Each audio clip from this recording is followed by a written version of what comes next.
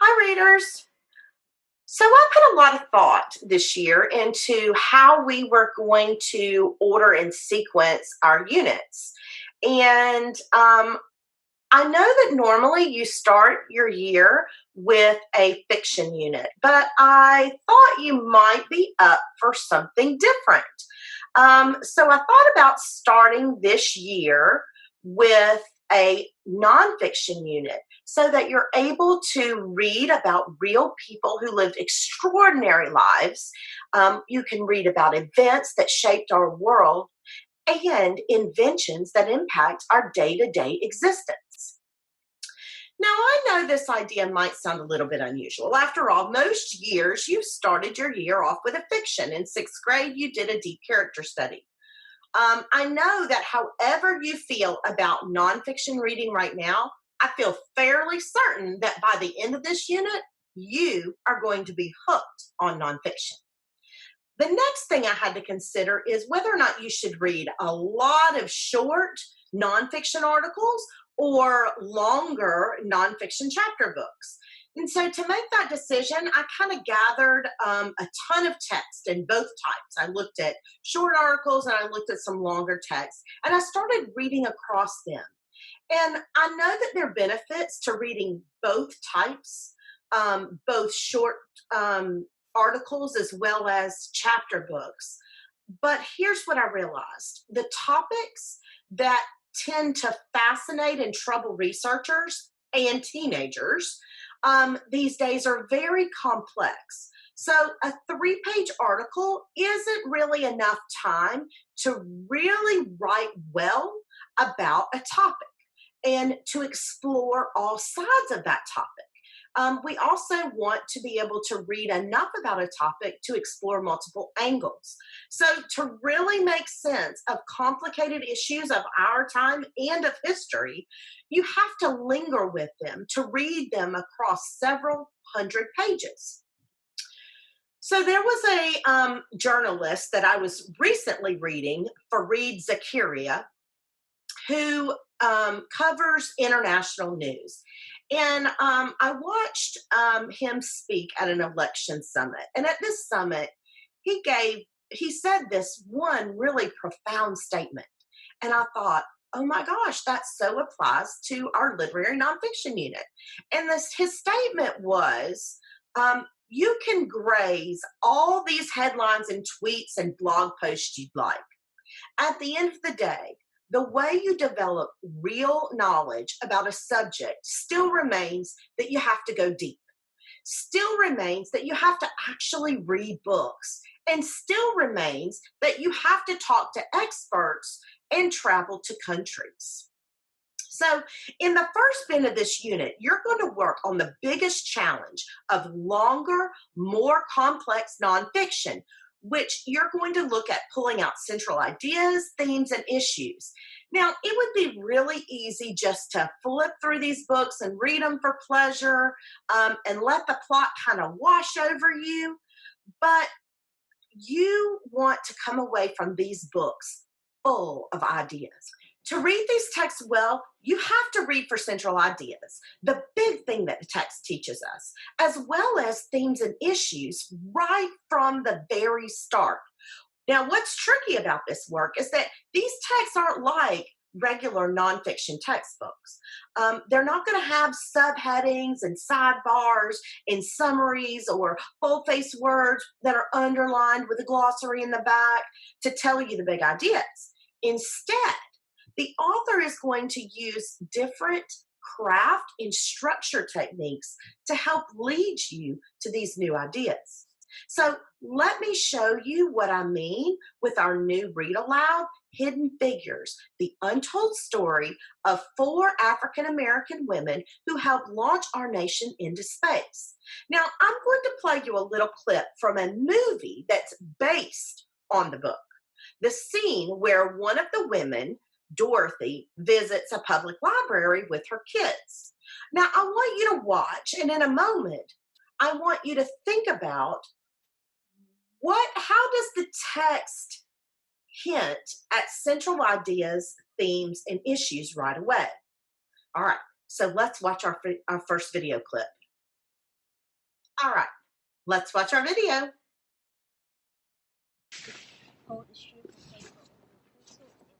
We don't want any trouble in here.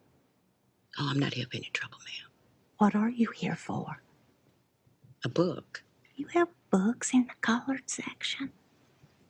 It doesn't have what I'm looking for. Well, that's just the way it is.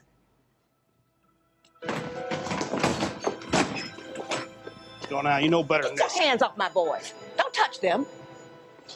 You have a blessed day.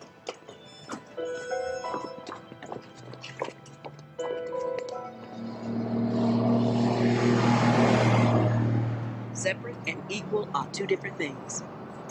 Just cause it's the way doesn't make it right. Understand? Yes, Mama. You act right, you are right. That's for certain. Understand? Yes, Mama.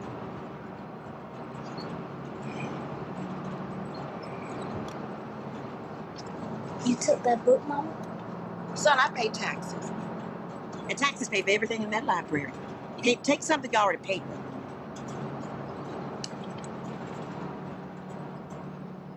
Fortran is a new and exciting language used by programmers to communicate with computers.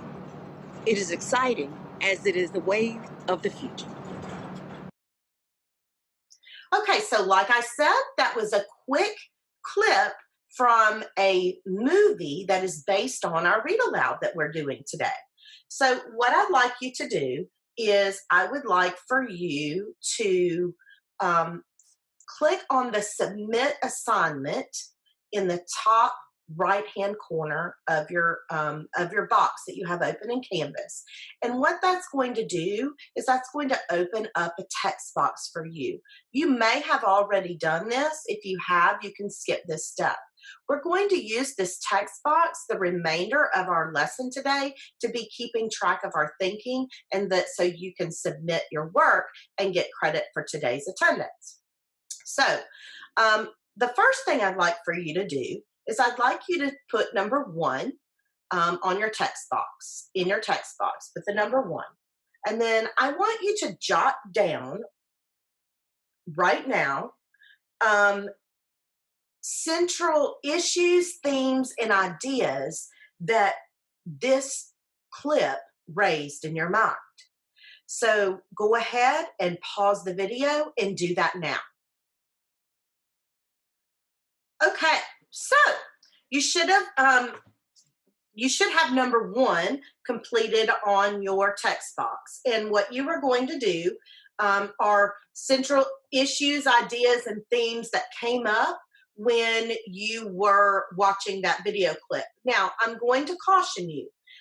Right now, there's no right or wrong answers, okay? So if I have something different than you have, that's okay. We want to be able to justify our thinking, and I am going to justify my thinking for you. So the first thing that stood out to me was discrimination. And so on my chart right here, I'm going to put discrimination down because it seems like to me that Dorothy was being discriminated against when she was in the library, as well as when she was on the bus. There was a certain section that she had to sit in, and in the library, there was a certain section that she had to read books from. So you saw the lady say, go over to your section and look at books there. So discrimination really stood out to me. And to go along with that, I'm going to throw up white privilege up here because I'm kind of wondering if the books that were in the African American section were maybe not as good, or not, the content wasn't the same, because you heard Dorothy say, well, what I'm looking for isn't over there. And so that kind of told me that maybe what was in their section wasn't near as good as what was in the remaining part of the library. Another thing that really stood out to me was that the author in that piece really almost gave us a theme and stated it directly. And it came through the quote of Dorothy, and that quote was, just because it's the way doesn't make it right. And so I thought, that is really interesting, um, because that's kind of a true statement. Just because it's the way doesn't make it right. All right. So we're going to continue on in today's lesson, and I'm going to kind of teach you about central ideas and themes and issues. All right. So you've read for central ideas, themes, and issues before, but normally you will have only read a certain section and you will have been prompted to look for that. When you read your nonfiction articles thinking about central ideas, and you read your fiction books thinking about themes or social issues, well, guess what? In literary nonfiction, we have to do all three of those things at once. And so that's kind of tricky. So when you're reading, you have to read alert and you have to start with page 1. So, readers, let me clarify. Themes are usually advice the author gives about how to live your life, or how life works. Central ideas often sum up the major information that authors are teaching. And social issues are things that affect the day to day lives of big groups of people. Sometimes it can be sexism, classism, poverty, white privilege, and more. So I want you to look at my anchor chart. This is going to be our first anchor chart for this unit. And we want readers to pay attention to the ideas in literary nonfiction. In other words, for themes, we're looking for, how does the author suggest you might live your life differently? What is the author teaching you about how life works? For central ideas, what does the author want you to understand and think about a topic? And for social issues, what issues affect the lives of particular groups of people in the book? So we're going to be watching for these three things as we're doing our read aloud today. All right, so are we ready to try this? I'll read a bit of Hidden Figures by Margaret Lee Shutterly. And will you listen for places where the text hints at something bigger, whether it's a central idea or a theme or an issue? If you notice a part like that, I want you to jot a quick note down. Just on a sheet of paper, because there's going to be an opportunity for you to record this in your text box as well. Or you might pause the video while I'm reading and jot it down on number 2 in your text box. So this section that we're going to be reading is titled Mobilization. And so I'm going to read aloud. I'd like you to follow along with me. And if you do come across something that stands out as a theme, a social issue, or a central idea, I want you to pause and jot it down on number 2. You should have at least 2 things jotted down for number 2 when I get done with this section. So here we go. There was no escaping the heat during the summer of 1943, especially for the African American women working in Camp Pickett's laundry boiler plant. Camp Pickett was an Army training center in central Virginia that processed 18,000 bundles of laundry each week.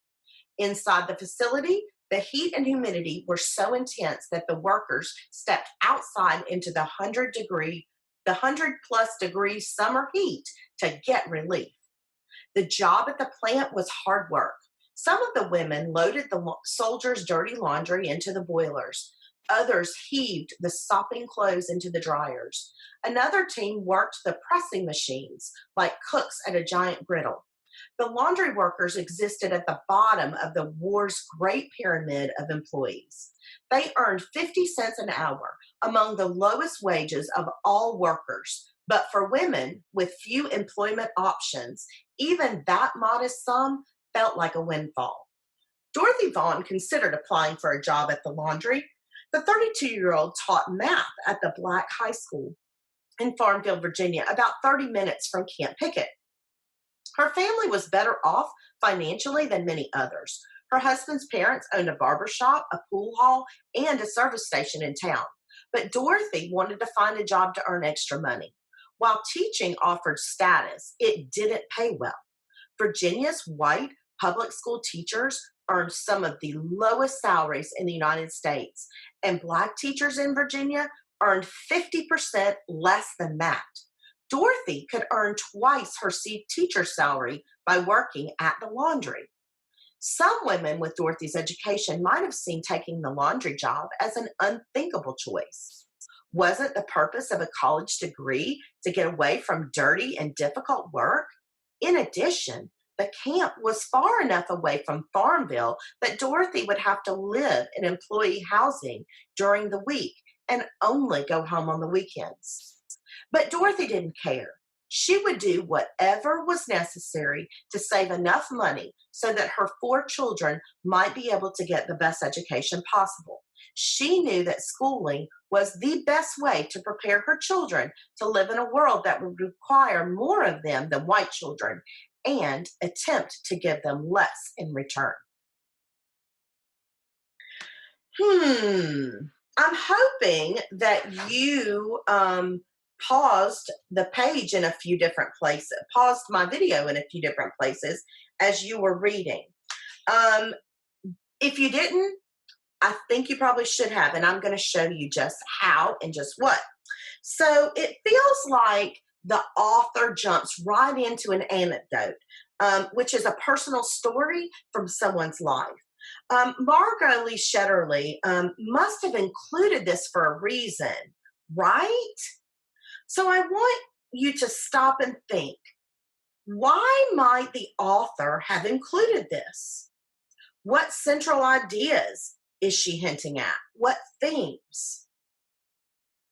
Now, I know it seems early to name a central idea or a theme, but it does pay to consider what the author might be teaching this early on. It seems as if a possible theme is that hard work is not paid for equally. So I'm going to bring my chart back and I'm going to continue to build on my ideas. So hard work is not rewarded equally.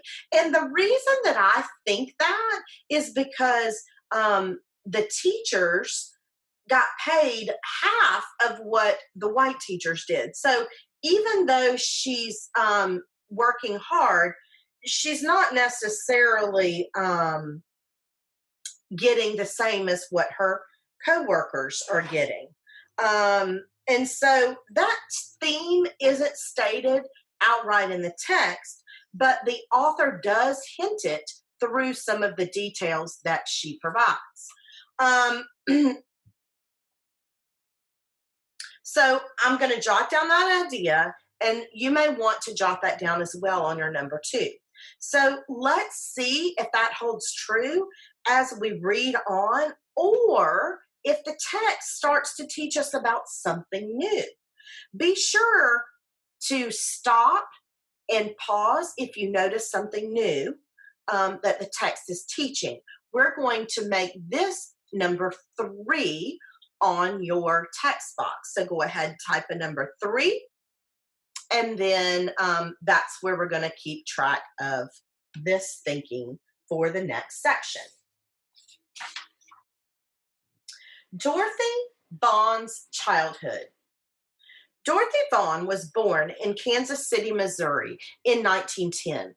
Her mother died when Dorothy was 2 years old, and her father remarried a few years later. Dorothy's stepmother encouraged her to succeed, teaching her how to read before she was old enough to start school. The family moved to West Virginia when Dorothy was 8. Dorothy studied hard and became valedictorian of her high school class. She earned a full scholarship to Wilberforce University, the country's oldest private Black college located near Xenia, Ohio. The African Methodist Episcopal Sunday School Convention of West Virginia sponsored the scholarship. At Wilberforce, Dorothy majored in math. She earned good grades, and one of her professors recommended her for a graduate study in mathematics at Howard University in Washington, D.C. At the time, with the Depression still affecting the country, Dorothy's parents struggled to make enough money to support the family. Dorothy decided to turn down graduate school in order to take a job. The money she earned would contribute to her family's household and improve the chances that her younger sister might be able to follow her path to college. Dorothy looked for work as a teacher, the most stable career at the time for Black women with a college degree. After graduation in 1929, Dorothy taught math and English at a Black school in rural Tams, Illinois, a region that depended on cotton farming. That year, the Depression caused a collapse in cotton prices that hit the area so hard that the local school board closed Dorothy's school, leaving no public education available for African American students. Dorothy was forced to look for work again, and she found another teaching job at a school in coastal North Carolina. But things weren't any better there. That school also ran out of money in the middle of the year. Dorothy returned home and worked as a waitress at a hotel until 1931 when she took a job teaching in Farmville, Virginia. It was in Farmville that Dorothy met Howard Bond, a tall, charismatic bachelor who worked as a bellman at various luxurious hotels. Howard traveled the South to hotels in Florida in the winter and north to hotels in upstate New York and Vermont in the summer. In between jobs, he always returned to Farmville, where his family had lived. Dorothy and Howard fell in love, married, and settled in Farmville. She attended Beulah African Methodist Episcopal Church with her family and played piano on Sunday mornings. She had found steady work and a fulfilling life in the small town. But then World War II started, bringing with it more job opportunities and the hope for even better times ahead. Okay, so I want you to stop and consider whether this section is teaching us about the same central ideas, themes, and issues that we saw here, or if something new has been introduced. So stop and think about that for a moment. And if you can think of something new that's been introduced, pause the video and jot it down now. All right, so let me give you a tip before we read on. Sometimes authors are going to come right out and state a central idea, a theme, or an issue. They're discussing explicitly, meaning they're just going to come out and state it, almost capturing them in a summary sentence that pop out on the page as you read. Other times, though, authors are going to embed their ideas in the details, and readers have to piece those ideas together to make sense of what the author is teaching. Be ready to do both those kinds of work in this next section as I read. When I begin reading this section, you're going to keep your thinking down in number 4 in your text box. War work. In the early 1940s, the United States government spread the word far and wide that it was hiring. Bulletins listing civil service jobs, non-military government jobs, plastered the walls at local post offices. It was on a trip to the Farmville post office during the spring of 1943 that Dorothy saw a notice for the laundry job at Camp Pickett. But as she glanced over the other bulletins, the word mathematics caught her eye. She looked more closely and learned that a federal agency in Hampton, Virginia, was looking for women to fill a number of mathematical jobs at a facility specializing in the development of airplanes. Dorothy assumed the bulletin was meant for the eyes of the white, well to do students at the all female States Teachers College in Farmville. It never occurred to her that the Langley Memorial Aeronautical Laboratory would accept an application from an African American woman. But during World War II, the United States asked for help from all its citizens, workers, Black, white, and from every other ethnic background. Women as well as men were needed, and Black newspapers spread the word about war jobs. In the first week of May 1943, the Norfolk Journal and Guide published an article that caught Dorothy's eye. Paving the Way for Women Engineers, read the headline. The accompanying photo showed 11 well-dressed African American women in front of Hampton Institute's Bemis Laboratory, graduates of Engineering for Women, a war training class. Maybe there were opportunities for African American women who loved numbers. Dorothy decided to fill out an application. There is a lot to learn from this section. So I want you to think, what ideas were stated outright and what ideas were woven in with details. Go ahead and pause the video now and jot that down on number 4 in your text box. All right, guys, let me share with you what I was thinking now that you've jotted down your initial ideas. And I want you to decide whether or not what I came up with matches what you said. So I'm thinking first back on the previous section that was Dorothy Vaughn's childhood. And there was something in this section that I saw the same idea pop up again in the section that we just read. So the first one I saw that made me think was, but then World War II started, bringing with it more job opportunities and the hope of even better times ahead. So when we read that, that kind of stood out to me. And so then I'm going to come to here, and I notice that right here, this sentence right here, but during World War II, the United States asked for help from all its citizens. Workers, Black, white, and from every other ethnic background, women as well as men, were needed, and Black newspapers spread the word about war jobs. So when I stop and think about this, those two ideas kind of have something in common.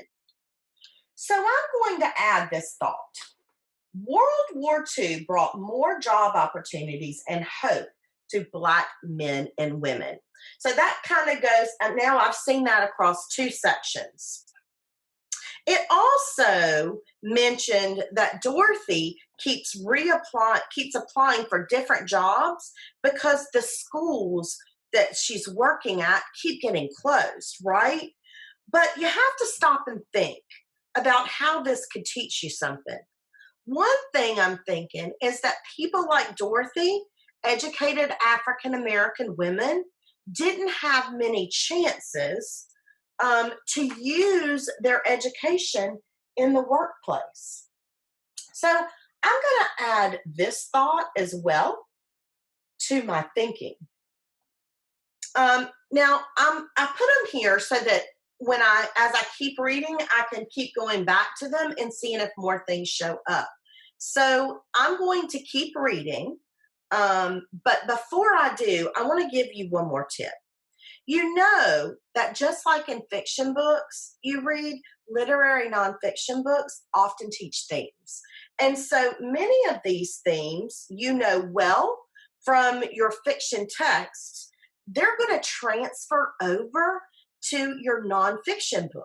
So as I read this section, think about what part might hint at a familiar theme. All right, so here we go. Jobs, good jobs, and very good jobs. In Dorothy Vaughn's world, there were Black jobs and then there were good Black jobs. Sorting laundry, making beds in white people's houses, working in tobacco plants, those were Black jobs. Owning a barbershop or a small business, working in the post office or on the railroad, those were good Black jobs. Being a teacher or a preacher or a doctor or a lawyer, those were very good black jobs. But the job at the aeronautical laboratory was something entirely new, something so unusual it hadn't been dreamed of yet.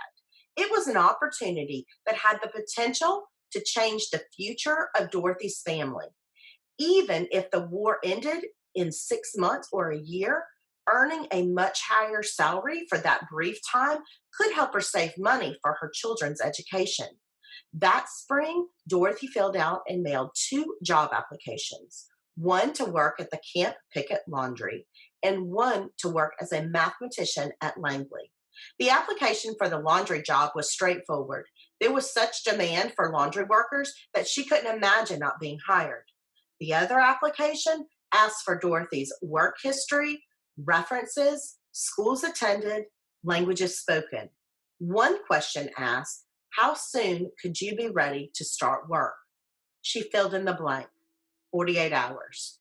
If she got a chance, she could be ready to go in 48 hours because a chance like that might never come around again.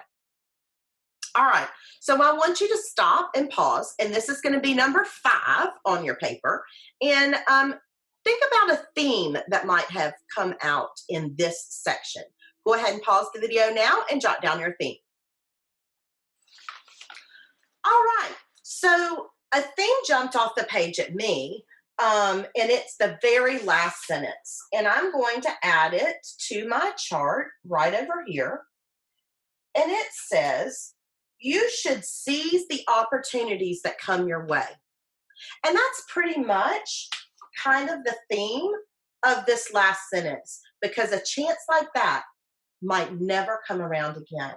So I think the author's trying to tell us that because they don't have many opportunities to use their education, and World War II did bring more job opportunities, and we know that hard work isn't rewarded equally, that maybe we should seize the opportunities to come our way. So there is one other thing that I would like to add to our chart that I haven't, and that is war, because that is a topic that we are going to be looking at throughout this piece of text too. Readers, do you see how it pays off to read alert to central ideas, themes, and issues right from the very beginning? When you do this early on, you anticipate possible ideas that the author is going to explore throughout their text. And they may do it even more in depth as the text continues. As you do this work, I want you to remember the author isn't always going to hit you over the head with a theme, a central idea, or an issue. Sometimes you have to read between the lines, alert to the details to know what the author is trying to teach you. So readers, when you go off to do your reading today, I want you to keep this in mind. And if you could jot this down, because this is really important. When reading literary nonfiction, readers read alert for central ideas, themes, and issues that are both explicit, which means hit you over the head, or implicit, meaning you got to read between the lines. So to help you do this work, I want you to ask yourself these 3 questions. What ideas, issues, and themes are referenced explicitly? What does the author come out and say? The second one is, what specific lines or parts seem to explicitly suggest an idea, issue, or theme? And then the third one is, can I read between the lines to find other ideas, issues, or themes that the author is hinting at? Will you do me a favor today when you start your reading in your literary nonfiction book? Because you should be starting from the very first page today. I want you to start a log to keep track of themes, social issues, and central ideas that pop up in the text. So let's get busy on this work today, and thank you for a great lesson, readers. Have a great day.